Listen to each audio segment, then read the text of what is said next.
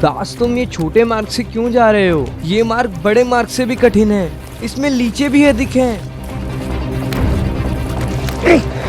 स्वामी, आप मेरी चिंता न करें, हम इस कठिन मार्ग से भी ये पड़ाव सर्वप्रथम पार कर लेंगे।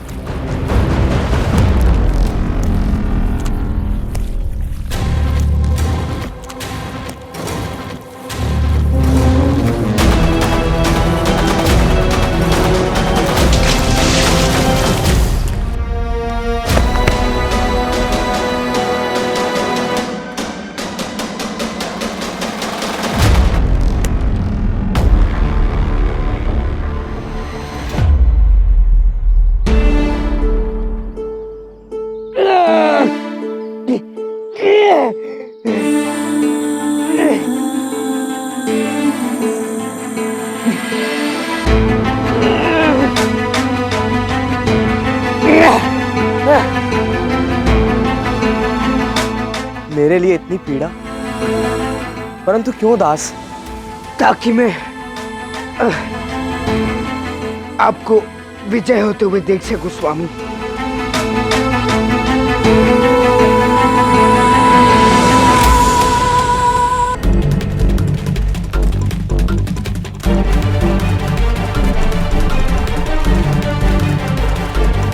शीघ्र कीजिए स्वामी, हम सबसे आगे। बस आप इस रस्सी से लटक कर इस पड़ाव को पार कर लीजिए और ले लीजिए वो पताका।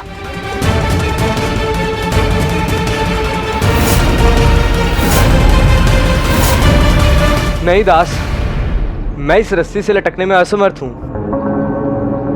किंतु तुम चिंता ना करो, हम तुम्हारे कारण बहुत आगे तक आ गए हैं। मैं इस पड़ाव को तो चलकर भी पार कर लूंगा और उस पताके को हासिल कर लूंगा।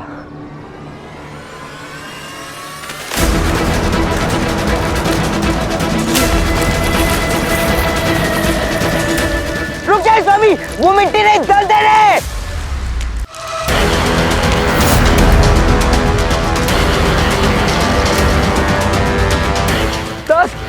दास मुझे बाहर निकालो। स्वामी आप शांत हो जाइए और स्थिर हो जाइए। जितना आप हिलेंगे उतना इस दलदल में धंसते जाएंगे।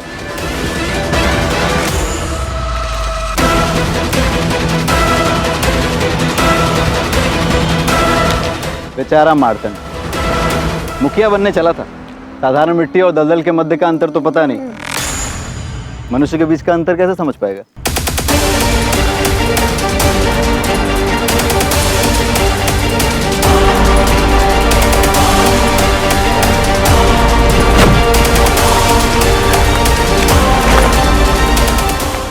दास, दास कुछ करो, मुझे बाहर निकालो दास।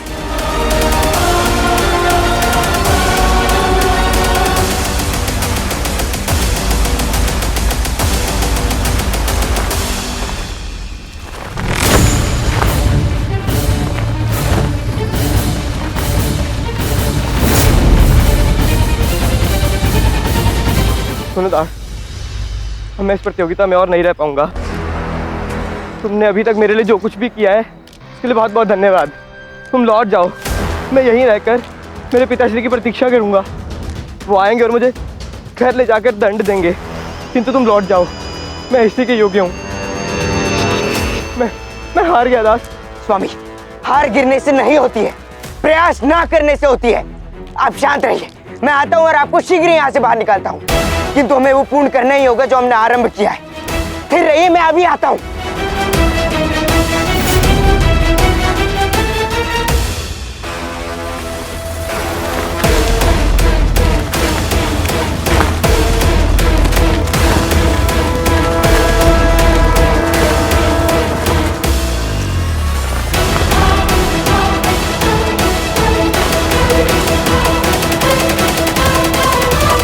स्वामी, मुझे अपना हाथ दीजिए।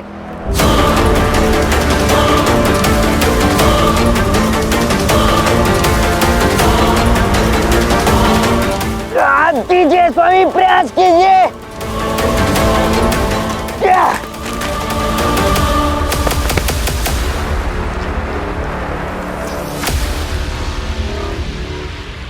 धन्यवाद दास। धन्यवाद विजय के पश्चात, और विजय के लिए भी बहुत परिश्रम करना शेष है। शीघ्र करें, हमें भी रथ दौड़ के लिए भी जाना है। चलिए।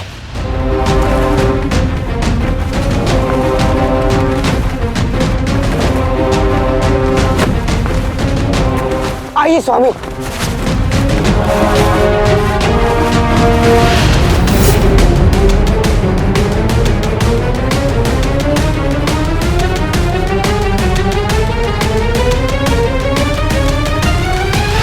जाइए स्वामी और शीघ्र ही वो बता के ले लीजिए। जाइए, शीघ्र जाइए।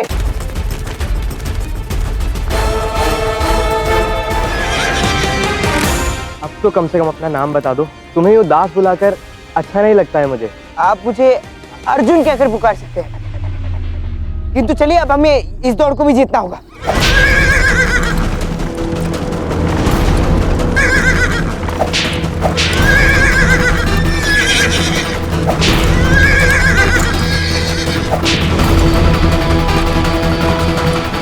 ये तीनों तो एक दूसरे को आगे नहीं बढ़ने दे रहे हैं।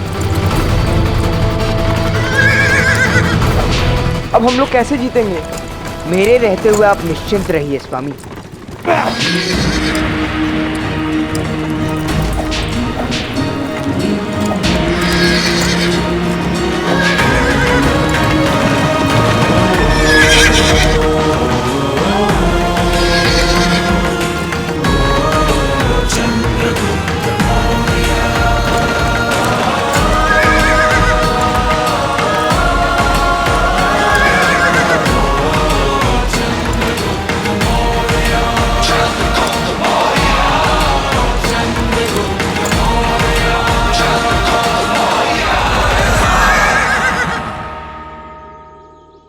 आगे बढ़िए स्वामी, जीत आपकी प्रतीक्षा कर रही है।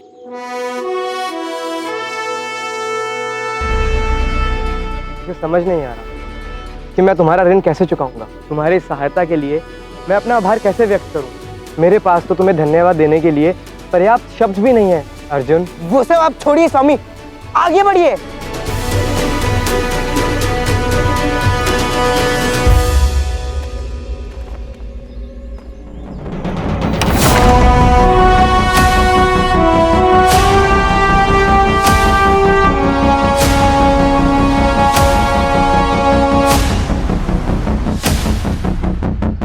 मेरा पुत्र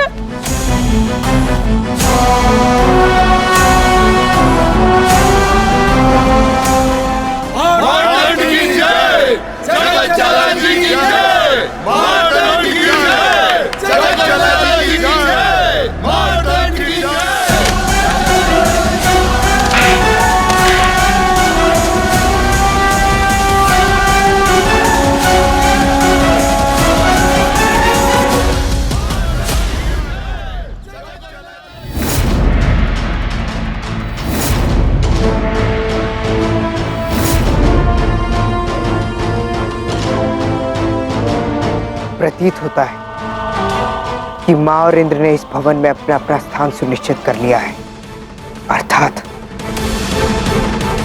हम आधा युद्ध जीत चुके हैं। भाग्य भी हमारे विश्वास का साथ दे रहा है। अब तुम हमें इस युद्ध में नहीं रोक सकते धनानंद।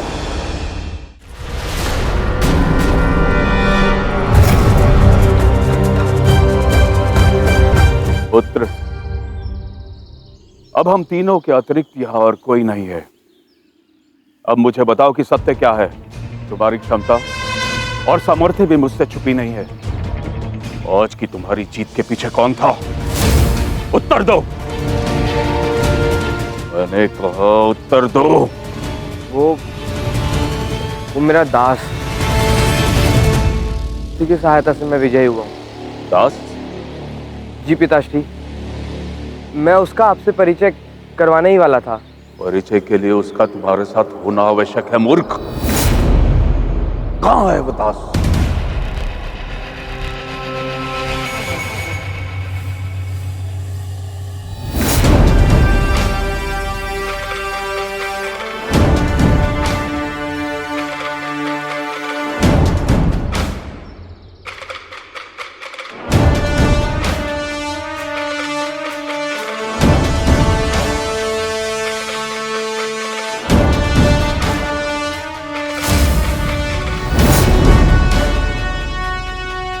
कौन हो तुम? इससे पूर्व तुम्हें पारसपुरा में कभी देखा नहीं मैंने। मैं पारसपुरा के प्रत्येक नागरिक से भली भांति परिचित हूं। तो नाम क्या है तुम्हारा? कहां से आए हो? क्या करते हो?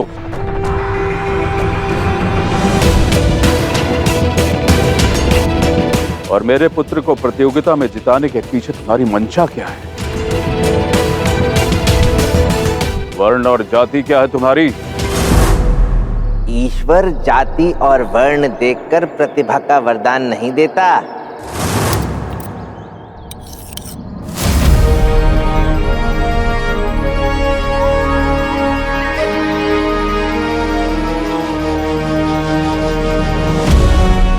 और ना ही कोई महान व्यक्ति प्रतिभा को देखकर प्रश्न करता है। दोनों ही, भगवान भी और महान व्यक्ति भी, प्रतिभाशाली व्यक्ति की ओर उदारता दर्शाते हैं। कहना क्या चाहते हो तुम?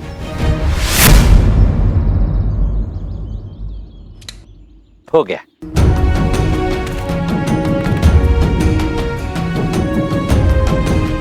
यही श्रीमान की दक्षता और कौशल जाति या वर्ण नहीं देखते, और ना ही प्रतिभा परिवार या वंश देखती है।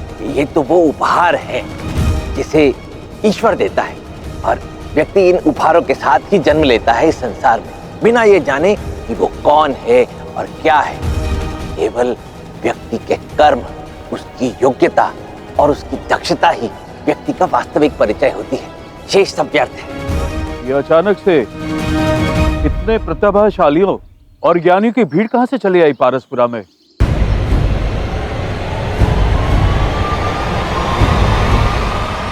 भ्राता, अमात्य राक्षस सम्राट धनानंद के विशेष सूचना पत्र के साथ शीघ्र पारसपुरा पहुंच रहे हैं। अमात्य राक्षस धनानंद के विशेष सूचना पत्र के साथ यहाँ आ रहा है, अर्थात हवेली में प्रवेश के लिए हमारे पास अब समय अवधि और कम हो रही है। हमें शीघ्र ही अपना लक्ष्य प्राप्त करना होगा। पारसपुरा पहुंचने में और कितना समय लगेगा? बस 1 पहर के भीतर ही पहुंच जाएंगे अमात्य। शीघ्र चलो, समय बहुत कम है हमारे पास।